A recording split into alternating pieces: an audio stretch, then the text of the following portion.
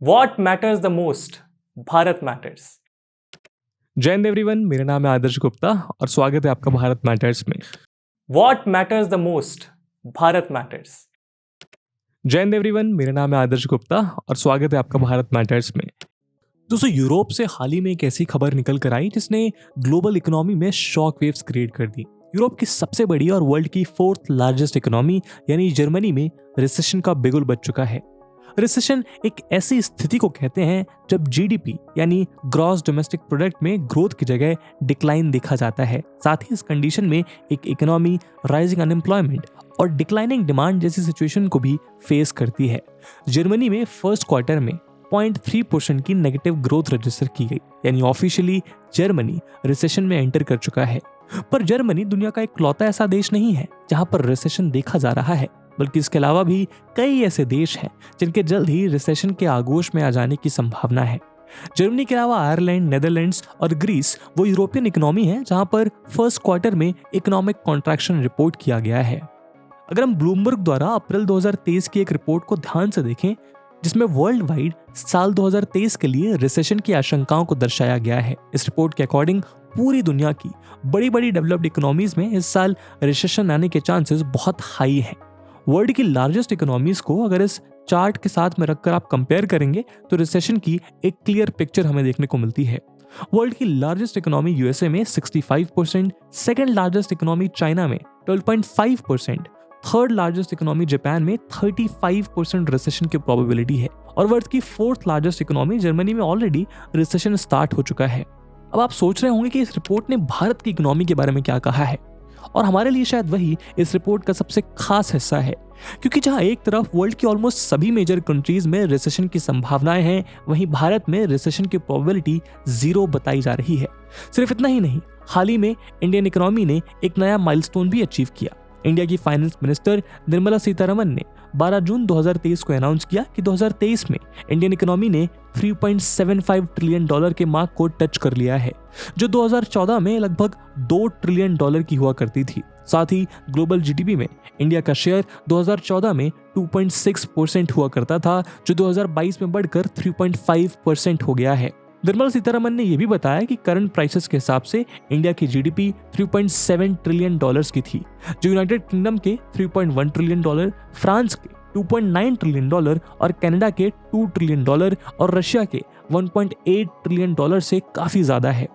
Moody's rating agency के according 2023 के second quarter में भी इंडिया की इकोनॉमी लगभग 6% की रेट से ग्रो करेगी, और अगर इसी रेट से भारतीय इकोनॉमी लगातार ग्रो करती रही तो जल्द ही जर्मनी को सरपास करके भारत वर्ल्ड की 4th लार्जेस्ट इकोनॉमी बन जाएगी।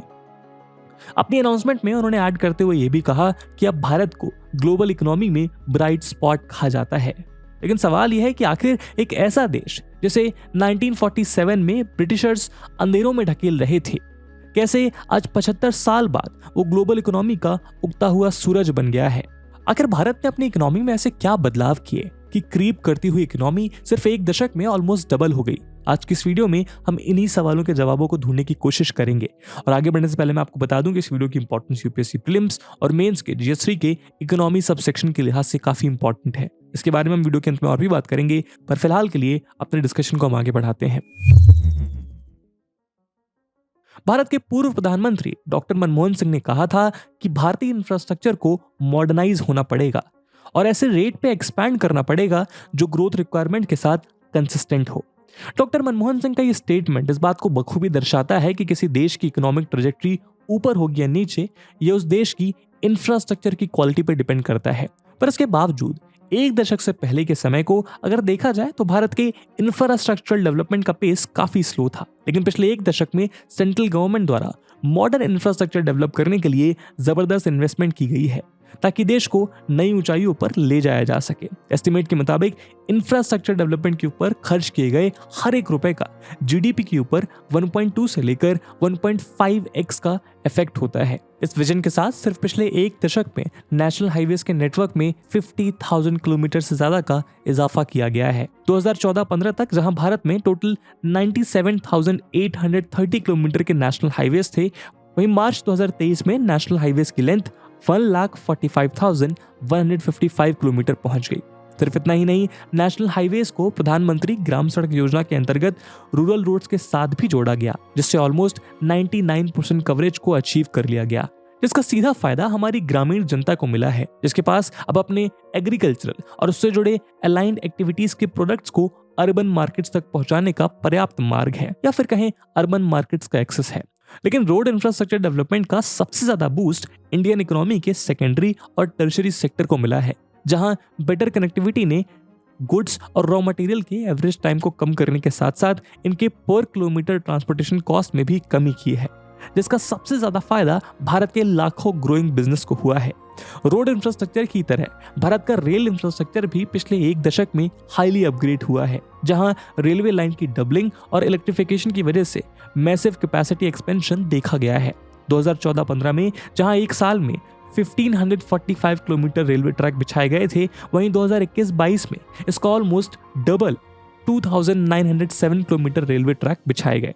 2006 से लेकर 2014 के बीच यानी 8 साल में टोटल 4698 किलोमीटर के रेलवे ट्रैक को इलेक्ट्रीफाई किया गया था। वहीं 2014 से लेकर 2023 तक अगले 9 सालों में 37,011 किलोमीटर रेलवे ट्रैक्स को इलेक्ट्रीफाई कर दिया गया है, और ऐसी उम्मीद की जा रही है कि इंडियन रेलवे जल्द ही 100% रेलवे ट्रैक इलेक्ट्रीफाई की अचीवमेंट को हासिल कर लेगा। रेलवे को यूनिवर्सल बनाने के इस एफर्ट में कई इंपॉर्टेंट एरियाज को आपस में कनेक्ट किया गया है, जिससे यहाँ की इंडस्ट्रियल और नॉन इंडस्ट्रियल एक्टिविटीज को एडिशनल बेनिफिट्स पहुंचाए हैं। आज गुड्स के क्विक ट्रांसपोर्टेशन के लिए एक सेपरेट डेडिकेटेड फ्रेट कॉरिडोर का कंस्ट्रक्शन अपने चरम पर चल रहा है। मुंबई और अहमदाबाद के बीच भारत की पहली high speed rail bullet train का प्रोजेक्ट एग्जीक्यूट किया जा रहा है, और इंडिया की पहली रीजनल रैपिड ट्रांजिट सिस्टम जल्द ही दिल्ली, गाजियाबाद और मेरठ के बीच शुरू होने वाली है। गवर्नमेंट के एफर्ट्स का सबसे ज्यादा फायदा इंडिया के टूरिज्म सेक्टर को भी हुआ है, जो बेटर कनेक्टिविटी के चलते डोमेस्टिक के साथ साथ इंटरनेशनल टूरिस्ट को भी अट्रैक्ट कर पाने में कामयाब हो रहा है। 2013 में जहां टूरिज्म सेक्टर का इंडियन जीडीपी में कंट्रीब्यूशन 172 बिलियन यूएस डॉलर का था, वो बेटर इंफ्रास्ट्रक्चर और कनेक्टिविटी के कारण साल 2018 में बढ़कर ऑलमोस्ट 250 बिलियन यूएस डॉलर तक पहुंच गया था। हालांकि कोविड के कारण 2019 के बाद इस ट्रेजेक्टरी में डिक्लाइन आया, लेकिन इस सेक्टर ने फिर से अपना पेस ऑलरेडी अवेलेबल इंफ्रास्ट्रक्चर के कारण पकड़ लिया है। रोड और रेलवे की ही तरह इंडियन अपने एविएशन सेक्टर को बेहतर बनाने, अपने पोर्ट्स को मॉडर्नाइज करने और इनलैंड वाटरवेज को भी बूस्ट करने का काम किया है, जिसने इंडियन इकोनॉमी को डायरेक्ट और इनडायरेक्ट बेनिफिट्स दिए हैं।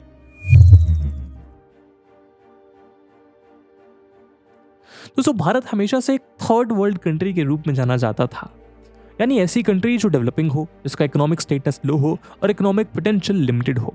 वर्ल्ड की लगभग सभी कंट्रीज में जब हैवी इंडस्ट्रियलाइजेशन देखने को मिल रहा था, तब भारत चाह कर भी मैन्युफैक्चरिंग सेक्टर में ग्रो नहीं कर पा रहा था, क्योंकि भारत के पास रिसोर्सेज की कमी थी। इसलिए इंडिया ने अपनी ग्रोथ में सर्विस सेक्टर पर स्पेशल एम्फेसाइज किया, और आज ये भारत की जीडीपी का 50% से ज्यादा कंट्रीब्यूट करता है। लेकिन अब सर्विस सेक्टर में अपनी डोमिनेंस स्टैब्लिश करने के बाद इंडिया एक ग्लोबल मैन्युफैक्चरिंग हब बनने की तरफ आगे बढ़ रहा है। सेंट्रल गवर्नमेंट द्वारा लॉन्च किए गए make in India, vocal for local जैसे कई इनिशिएटिव्स इस इंटेंशन को और भी ज्यादा क्लियर कर देते हैं। मेक इन इंडिया इनिशिएटिव के अंदर मल्टीनेशनल कंपनीज को भारत में मैन्युफैक्चरिंग इंडस्ट्री सेटअप करने के लिए स्पेशल कंसेशंस दिए जा रहे हैं। इस वजह से कई सारी फॉरेन कंपनीज जो अपनी सप्लाई चेन की डिपेंडेंस चाइना से कम करना चाहती हैं, वो भारत की तरफ देख रही हैं, और उसके कुछ इंपॉर्टेंट रीजन है।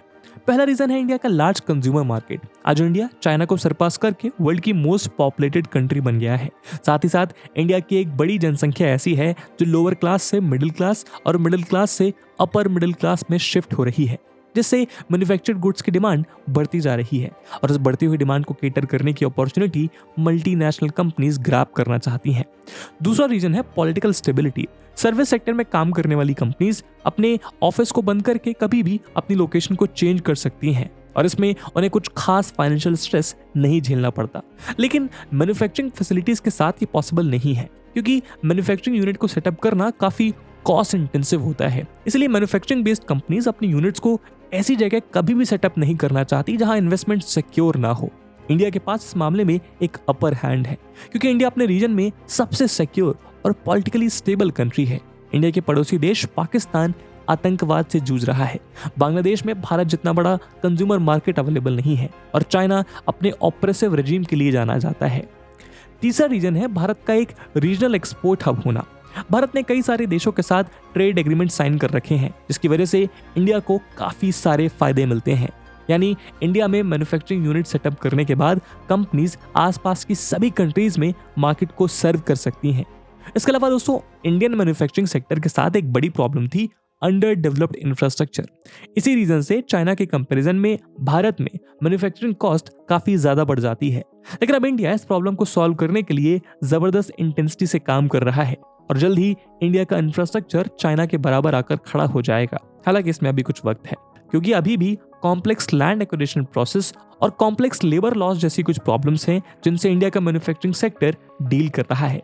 पर यह कहना गलत नहीं होगा कि भारत के पास एक ग्लोबल मैन्युफैक्चरिंग हब बनने की एक गोल्डन अपॉर्चुनिटी है, क्योंकि भारत में यंग वर्कफोर्स है, डोमेस्टिक डिमांड है और लोकल पॉपुलेशन को बूस्ट करने के लिए गवर्नमेंट द्वारा पॉलिसीज भी बनाई जा रही हैं। करेंटली इंडिया का मैन्युफैक्चरिंग सेक्टर जीडीपी को 15 से 16% का कंट्रीब्यूशन देता है, जिसे अगले कुछ सालों में गवर्नमेंट द्वारा 25% तक बढ़ाने का टारगेट है।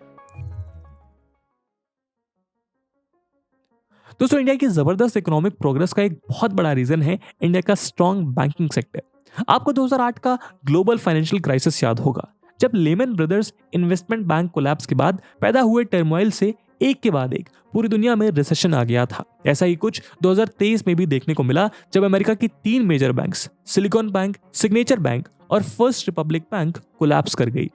इन बैंक्स के कोलैप्स होने के बाद ग्लोबल रिसेशन के साथ साथ इंडिया के ऊपर भी रिसेशन का खतरा मंडरा रहा था, लेकिन इंडिया के स्ट्रॉन्ग बैंकिंग सेक्टर की वजह से ऐसा कोई खतरा इंडियन इकोनॉमी के ऊपर नहीं पड़ा। मार्च 2023 में आरबीआई गवर्नर शक्तिकांता दास ने स्टेटमेंट दिया कि बैंकिंग सेक्टर में ग्लोबल टर्मोइल के बावजूद इंडियन बैंकिंग सेक्टर स्टेबल रहेगा। पीएम मोदी ने भी आरबीआई गवर्नर के स्टेटमेंट को सपोर्ट करते हुए कहा कि इंडियन बैंकिंग सेक्टर स्ट्रांग और रेजिलिएंट है। ऐसे में सवाल है कि आखिर जब वर्ल्ड की बिगेस्ट इकोनॉमी अमेरिका के भी सबसे बड़े बैंक्स कोलैप्स कर रहे थे, तो इंडिया का बैंकिंग सेक्टर और इकोनॉमी कैसे इस सिचुएशन से अनअफेक्टेड रहे। असल में किसी बैंक के कोलैप्स का एक कंट्री की इकोनॉमी पर नेगेटिव इंपैक्ट तभी होता है जब वो बैंक DSIB यानी डोमेस्टिक सिस्टमिकली इंपॉर्टेंट बैंक हो। किसी बैंक को DSIB तब कंसीडर किया जाता है जब उसके फेलियर से पूरा फाइनेंशियल सिस्टम डिस्टर्ब हो जाए। इसीलिए इन बैंक्स को टू बिग टू फेल भी कहते हैं। इंडिया में state bank of India, ICICI और HDFC बैंक को domestic systematically important bank consider किया जाता है। और अमेरिकन बैंक्स की तरह इंडिया के इन बैंक्स का कोलैप्स होना थोड़ा मुश्किल है, क्योंकि इंडिया के डोमेस्टिक बैंक्स की balance sheet structure American banks के कंपैरिजन में थोड़ी अलग होती है। अमेरिका में बैंक के डिपॉजिट्स का एक बड़ा पोर्शन कॉर्पोरेट से आता है, वहीं इंडिया में बैंक डिपॉजिट्स का major portion household saving से आता है, जिसे बल्क क्वांटिटी में विथड्रॉ नहीं किया जाता यूजुअली। इंडियन डिपॉजिट का सबसे बड़ा पार्ट पब्लिक सेक्टर बैंक्स के पास है और साथ ही में ICICI, HDFC और एक्सिस जैसे स्ट्रॉन्ग प्राइवेट बैंक्स के पास भी। गवर्नमेंट के साथ साथ सेबी और RBI जैसे रेगुलेटर्स बैंक्स को हर तरह की डिफिकल्टी से सेव करने के लिए आगे हैं। इसीलिए ज्यादातर वक्त इन बैंक्स के कस्टमर्स अपनी सेविंग्स की चिंता नहीं करते, जिससे बैंक से बल्क विथड्रॉल की संभावना 0 हो जाती है। और ये इंडिया के बैंकिंग सेक्टर में किए गए स्ट्रॉन्ग रिफॉर्म्स का कमाल है। आज देश में बैड लोन्स या NPA यानी non performing assets declining trend show कर रहे हैं। 2018 में जहां बैड लोन्स 10.8% थे, वहीं 2023 में ये घटकर 4.9% पे आ गए। साथ ही इंडियन बैंक्स ने अपनी कैपिटल पोजीशन को भी इंप्रूव किया है, जो इस चार्ट में क्लियरली मेंशन्ड है। साथ ही साथ इंडियन बैंक्स के डिपॉजिट्स में भी इंक्रीजिंग ट्रेंड देखने को मिला है। फाइनेंशियल ईयर 2016 में डिपॉजिट्स $1149 बिलियन थे, तो वहीं फाइनेंशियल ईयर 2022 में इंडियन बैंक्स के डिपॉजिट्स ने $2100 बिलियन के मार्क को टच कर लिया है। इंडिया के स्ट्रॉन्ग बैंकिंग सेक्टर को बनाने में एक बड़ा रोल RBI का भी रहा है, जिसमें अपनी मॉनेटरी पॉलिसी के जरिए ये इंश्योर किया है कि इंडिया की इकोनॉमिक प्रोग्रेस एकदम राइट ट्रैक पे चलती रहे। ग्लोबली जहां कई सारी कंट्रीज जबरदस्त इन्फ्लेशन की समस्या से जूझ रही हैं, वहीं मॉनेटरी टूल्स का इस्तेमाल करके इंडिया में RBI ने इन्फ्लेशन को विद इन लिमिट रखा, फॉरेक्स रिजर्व को मेंटेन करने और इंटरनेशनल मार्केट में भारतीय रुपये की वैल्यू को स्टेबल रखने में सफलता पाई है। दोस्तों, जहां दुनिया कोविड-19 पैंडेमिक, बढ़ती हुई महंगाई और रशिया यूक्रेन वॉर जैसी समस्याओं से जूझ रही है, वहीं भारत ने इन सभी सिचुएशंस को इफेक्टिवली हैंडल किया है और इकोनॉमिक एक्टिविटीज को पटरी पर रखा है। इस वजह से आज भी इन्वेस्टर्स भारत में अपने पैसे का निवेश करना चाहते हैं। इसके चलते इंडिया में इन्वेस्टमेंट्स का स्टेडी फ्लो बना हुआ है।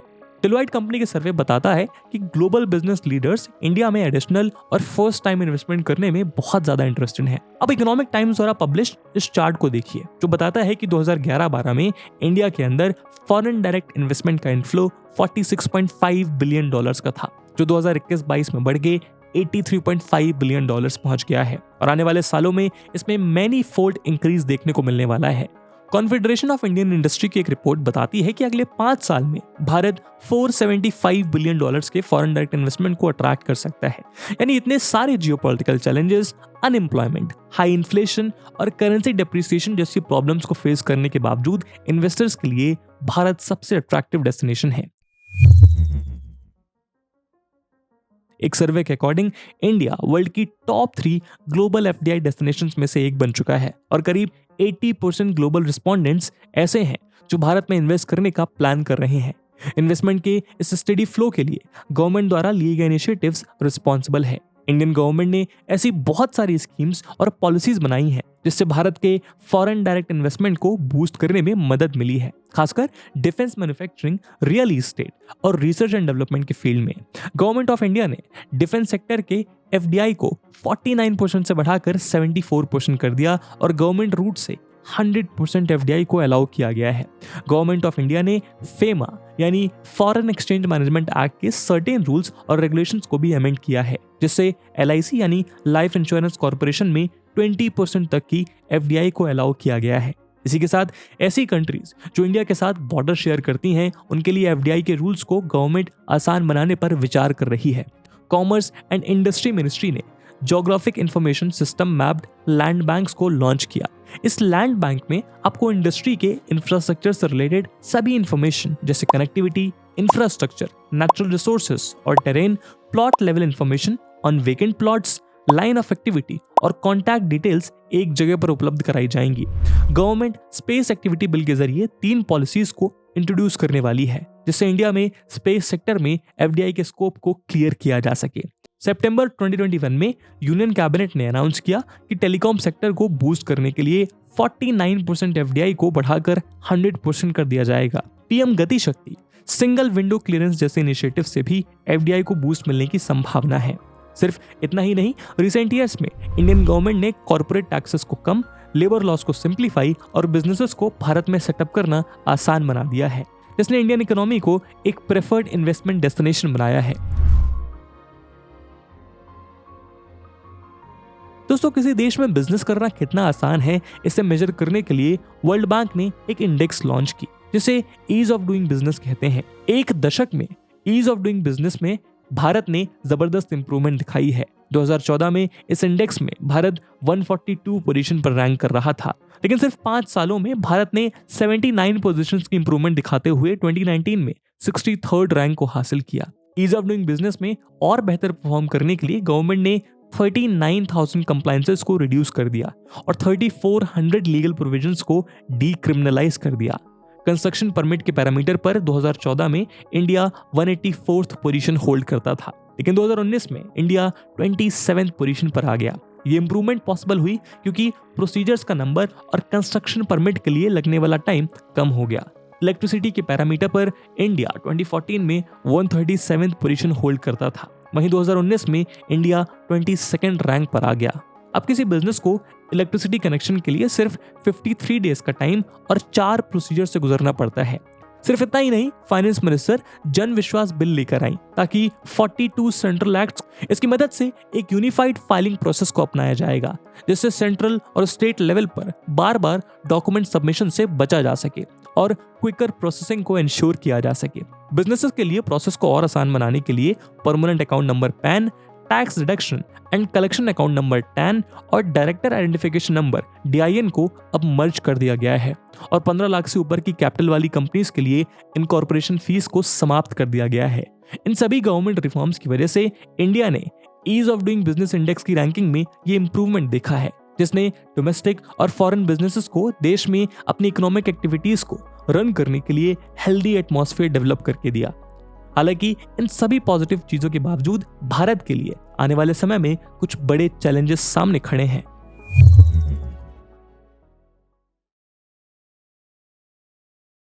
इंडिया के सामने सबसे पहला और सबसे बड़ा चैलेंज है लो पर कैपिटा इनकम को बेहतर करना।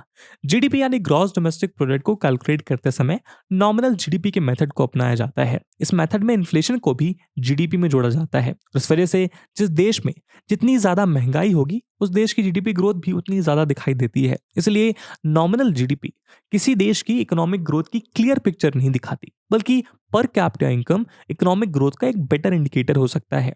यूजुअली डेवलपिंग कंट्रीज की पर कैपिटा इनकम कम होती है और 2014 में इंडिया की पर कैपिटा इनकम $1560 थी। लेकिन इसी समय अमेरिका की पर कैपिटा इनकम इंडिया से 35 टाइम्स और चाइना की पर कैपिटा इंडिया से 5 टाइम्स ज्यादा थी। लेकिन इस चार्ट में आप देख सकते हैं कि कैसे फाइनेंशियल ईयर 2012 से फाइनेंशियल ईयर 2023 तक इंडिया ने अपनी पर कैपिटा इनकम को लगभग 3 गुना कर लिया है। पर इसके बावजूद इंडिया इस रेस में अभी भी काफी पीछे है और ये इंडिया की इकोनॉमिक प्रोग्रेस में बड़ा ऑब्स्टिकल है जिसे इंडिया को जल्द से जल्द हटाना होगा। दूसरा चैलेंज है इंडिया की एक बड़ी पॉपुलेशन का एम्प्लॉयमेंट के लिए एग्रीकल्चर पर डिपेंडेंट होना। 2022 के डेटा के हिसाब से एग्रीकल्चर इंडियन जीडीपी का 18% कंट्रीब्यूट करता है, लेकिन इंडियन पॉपुलेशन का 45% एग्रीकल्चर सेक्टर में ही एम्प्लॉयड है। जीडीपी में इतना कम कंट्रीब्यूशन करने वाले सेक्टर में इंडिया की लगभग आधी पॉपुलेशन एम्प्लॉयड है, जो एक तरह से ह्यूमन रिसोर्स का वेस्टेज कहा जा सकता है। अगर एग्रीकल्चर सेक्टर को टेक्निकली एडवांस बनाया जाए और इसमें इन्वॉल्व ह्यूमन रिसोर्स को किसी और इंडस्ट्री में एम्प्लॉय किया जाए तो देश की इकोनॉमी में सिग्निफिकेंट ग्रोथ देखने को मिलेगी। तीसरा चैलेंज है पॉपुलेशन का बढ़ता हुआ प्रेशर। इंडिया ऑलरेडी वर्ल्ड की मोस्ट पॉपुलेटेड कंट्री बन गई है और इंडिया में हाई बर्थ रेट के साथ फॉलिंग डेथ रेट्स देखने को मिल रही हैं। इतनी बड़ी पॉपुलेशन के लिए food, clothes, shelter, medicine, schooling जैसी बेसिक रिक्वायरमेंट के अरेंजमेंट एडमिनिस्ट्रेशन को करने पड़ते हैं, जो कंट्री की इकोनॉमी पर एडिशनल बर्डन डालते हैं। इंडिया में अनएम्प्लॉयमेंट और अंडर एम्प्लॉयमेंट भी एक मेजर इकोनॉमिक इशू है और जब ये ओवर पॉपुलेशन के साथ मिलते हैं तो हमारी पॉपुलेशन हमारे लिए एक शक्ति बनने के बजाय कमजोरी बन जाती है। इसीलिए हमें पॉपुलेशन की क्वांटिटी के साथ साथ क्वालिटी पे ज्यादा फोकस कर रहे हैं। इसके अलावा कैपिटल की डेफिशिएंसी की वजह से सेकेंडरी और टर्शरी सेक्टर की ग्रोथ भी लिमिटेड है, जिसकी वजह से अनएम्प्लॉयमेंट और अंडर एम्प्लॉयमेंट की प्रॉब्लम और ज्यादा बढ़ गई है। इन सब के साथ इंडिया इन्फ्लेशन के चैलेंज को भी आने वाले टाइम में फेस करेगा, क्योंकि किसी भी डेवलपिंग कंट्री में एक सर्टेन अमाउंट का इन्फ्लेशन रेट एग्जिस्ट करता है जो कि इकोनॉमिक ग्रोथ को दिखाता है। जैसे जैसे कंट्री में कैश फ्लो बढ़ेगा और अनएम्प्लॉयमेंट कम होगी, वैसे वैसे डिमांड में इंक्रीज देखने को मिलेगी और एज अ रिजल्ट इन्फ्लेशन में भी बढ़ोतरी देखने को मिलेगी। इस इन्फ्लेशन के रेट को काउंटर करने के लिए सप्लाई को बढ़ाया जाना इंपॉर्टेंट है, जो गवर्नमेंट के लिए एक बड़ा चैलेंज होगा। तो इस बात में कोई शक नहीं है कि भारतीय इकोनॉमी ने पिछले एक दशक में रिमार्केबल प्रोग्रेस शो की है और गवर्नमेंट पॉलिसीज के चलते आने वाले समय में ये इकोनॉमिक प्रोग्रेस और बेहतर होने की उम्मीद है।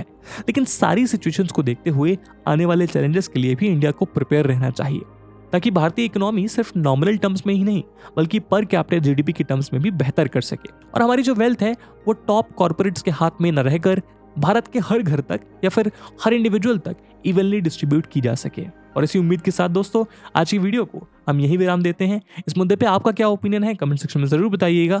और इस वीडियो की इंपॉर्टेंस यूपीएससी प्रीलिम्स और मेंस में देखते हुए एक क्वेश्चन हम आपके लिए छोड़कर जा रहे हैं जो आपको कमेंट सेक्शन में आंसर करना है। And the question is why Indian banks are so resilient even after global banking sector turmoil. Also explain how Indian banking sector is contributing in the growth of Indian economy. And with this question my friends that's it for the video. I hope आपको video पसंद आई होगी और अगर पसंद आई है तो अपने दोस्तों के साथ शेयर करना मत भूलिएगा। हम मिलते हैं अगली वीडियो में, तब तक के लिए जय हिंद जय भारत। दोस्तों यूपीएससी की तैयारी करने के लिए आपको बहुत सारे ऑनलाइन बैचेस मिलेंगे, पर आखिरकार क्यों स्टडी IQ का UPSC prelims to interview live batch उसमें से बेस्ट है। दोस्तों इन बैचेस में आपको 1000+ आवर्स का लाइव कंटेंट डिलीवर किया जाएगा। आपकी तैयारी को पिन पॉइंट फोकस रखने के लिए क्रिस्प नोट्स दिए जाएंगे। किसी भी समय आपके डाउट्स को क्लियर करने के लिए 1-to-1 मेंटोरशिप का फीचर भी आपके पास रहेगा। प्रीलिम्स के लिए प्रैक्टिस क्वेश्चंस, मेंस के आंसर राइटिंग प्रैक्टिस और उसके बाद जो भी स्टूडेंट्स प्रीलिम्स 2024 क्लियर करेंगे उन्हें स्टडी IQ कैंपस में बुलाकर अगले 4 महीनों के लिए मेंस रेसिडेंशियल प्रोग्राम के अंडर रिगरस प्रिपरेशन कराई जाएगी बिना किसी एडिशनल कॉस्ट के। और दोस्तों ये सब कुछ आपको मिलेगा मात्र और मात्र 29,999 के सुपर डिस्काउंटेड प्राइस पे अगर आप AG live coupon code use करते हैं। दोस्तों 30 जून से स्टडी IQ के प्रीलिम्स टू इंटरव्यू इंग्लिश और हिंदी बैचेस में एडमिशंस क्लोज हो रहे हैं। इन बैचेस में क्लासेस की टाइमिंग इवनिंग 6 PM रहेगी, तो आप भी AG live coupon code use करिए और पूरे देश के यूपीएससी एस्पिरेंट्स के साथ कहिए कि अब तैयारी हुई अफोर्डेबल स्टडी IQ के साथ। इन बैचेस से रिलेटेड सभी इंपॉर्टेंट लिंक्स आपको डिस्क्रिप्शन और पिन कमेंट में मिल जाएंगी।